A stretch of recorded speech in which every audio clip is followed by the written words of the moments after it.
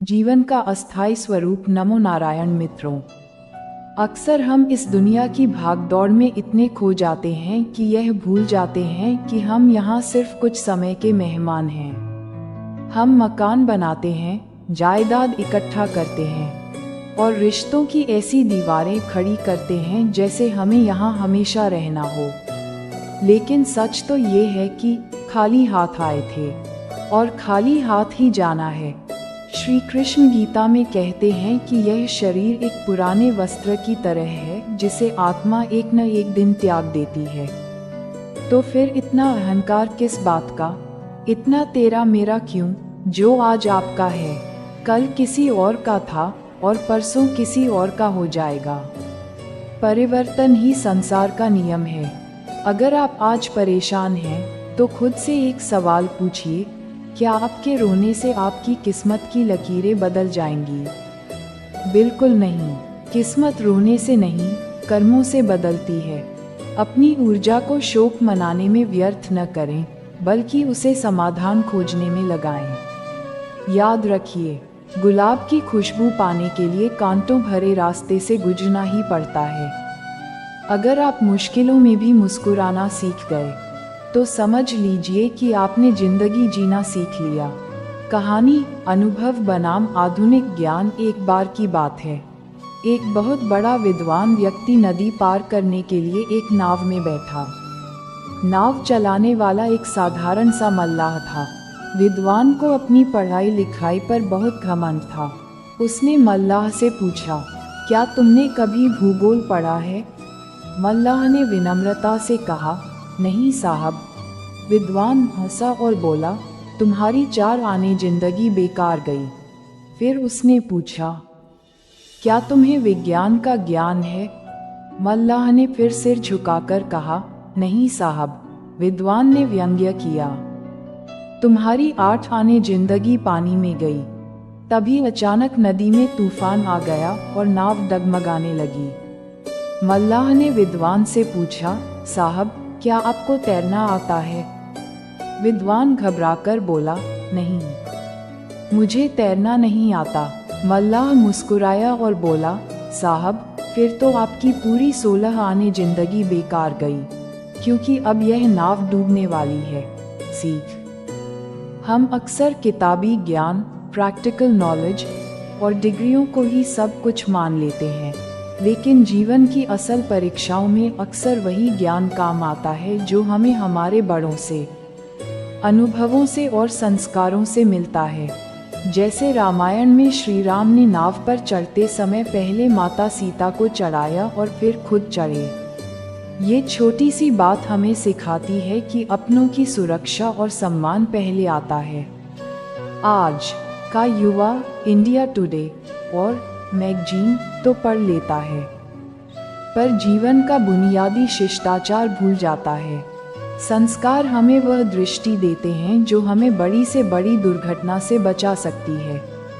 रिश्तों का कड़वा सच और स्वार्थ। आज के दौर में रिश्ते कांच की तरह नाजुक हो गए हैं। भगवान ने भाई भाई का रिश्ता इसलिए बनाया था ताकि संकट के समय एक दूसरे का कंधा बन सके। लेकिन विडंबना देखिए, आज वही भाई संपत्ति बांटने के लिए एक दूसरे के खून के प्यासे हैं। श्री कृष्ण कहते हैं कि गुस्से में बोले गए कड़वे शब्द उस जहर की तरह हैं जो बरसों पुराने प्यार को एक पल में राख कर सकते हैं। इंसान तब नहीं बदलता जब उसे कोई नया मिल जाता है, बल्कि वह तब बदलता है जब उसका स्वार्थ पूरा हो जाता है। पैसों का खेल। पैसा आज की दुनिया का सबसे बड़ा ईश्वर बन गया है। पैसा कहता है, भले ही मैं तुम्हारे साथ ऊपर नहीं जाऊंगा, पर जब तक मैं तुम्हारे पास हूँ मैं तुम्हें दुनिया में बहुत ऊपर रखूंगा। आज लोग आपकी काबिलियत नहीं, आपकी जेब की गर्मी देखते हैं। अगर आपके पास धन है तो आपके 100 गुनाह भी, गलतियाँ मानकर माफ कर दिए जाएंगे, और अगर आप गरीब हैं तो आपकी अच्छाई भी लोगों को दिखावा लगेगी। लेकिन याद रखिए, असली अमीर वह नहीं जिसके पास तिजोरी भरी हो, बल्कि वह है जिसके पास मधुर व्यवहार और अच्छे विचार हों। दौलत विरासत में मिल सकती है, पर पहचान खुद बनानी पड़ती है। आत्मसम्मान और मानसिक शांति। जब मैंने खुद से दोस्ती की, तब मुझे समझ आया कि मुझसे बेहतर मुझे कोई नहीं जान सकता। अक्सर हम दूसरों से उम्मीदें लगा लेते हैं और जब वे टूटती हैं तो हम भगवान को दोष देते हैं। दोष भगवान का नहीं, हमारी उम्मीदों का है। एक महत्वपूर्ण नियम, कभी भी अपना दर्द हर किसी को मत बताओ। इस दुनिया में लोग आपके सामने सहानुभूति तो दिखाएंगे, पर पीठ पीछे आपका मजाक उड़ाएंगे। यहाँ हर यार का भी एक यार होता है। इसलिए अपने राज अपने तक ही सीमित रखें। अकेलेपन की ताकत, जो इंसान अकेले में रोककर खुद को चुप कराना जानता है, वह आज की दुनिया का सबसे ताकतवर इंसान है। उसे कोई नहीं तोड़ सकता। लोग आपको गिराने की कोशिश करेंगे, पर याद रखिए, लोग उसी को गिराना चाहते हैं जो उनसे ऊपर होता है। अगर लोग आपकी बुराई कर रहे हैं, तो समझ लीजिए कि आप उनसे बहुत आगे निकल चुके हैं। जिंदगी के 3 वसूल बना लीजिए। जिससे आप प्यार करते हैं, उससे माफ़ी मांगने में कभी न हिचकिचाएं।